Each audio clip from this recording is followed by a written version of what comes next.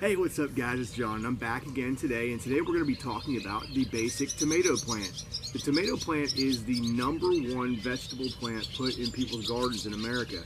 And for many years I really screwed up on these things, and we were talking about it last night, how we used to screw up on these. And we've always been under the assumption that when you get tomatoes, they're going to take over half your garden space because they get so big.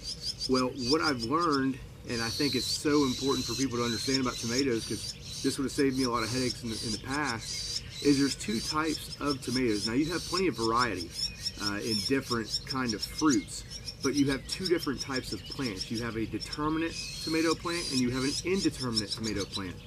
And how you trim these plants, it matters a lot. So what we're going to talk about is the difference between the two and which one you would want to have in your garden space.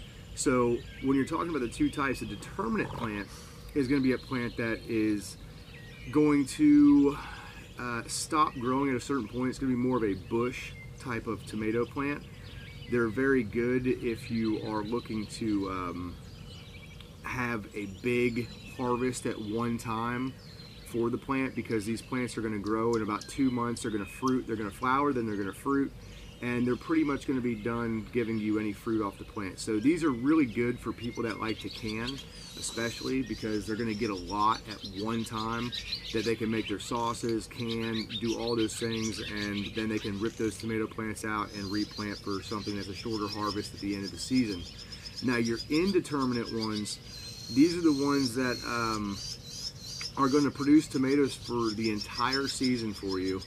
And they're the ones that also will get completely out of control in your garden and take up a massive amount of space if you don't prune them correctly, trellis them correctly, and make sure that they are staying where you want them to stay. So on these tomato plants, you're going to have to learn the proper ways of pruning, because there are two different kinds of ways that you're going to prune these plants to get the most harvest out of them.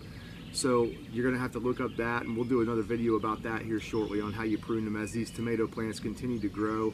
I've got one of each. I've got an indeterminate and I have a determinate here, so I'll be able to trellis one and show you how that's done, and I'll also be putting maybe a cage around the other so that you can see how that's done.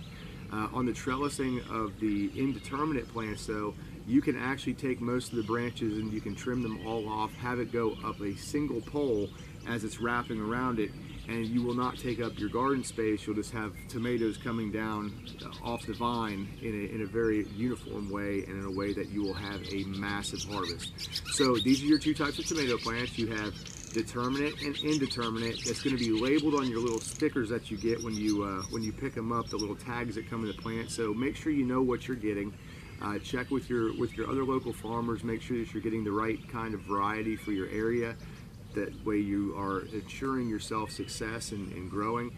Like I said, tomatoes are the #1 plant to grow in a garden in America, so learning about them is pretty important. I just didn't realize it to begin with, but now I understand the importance of understanding varieties, understanding the two different types of the plants, and it's going to allow me to have a much more productive season this year. So that's your tomato tip of the day. Know which ones you have, and it's going to help you grow more in your garden space.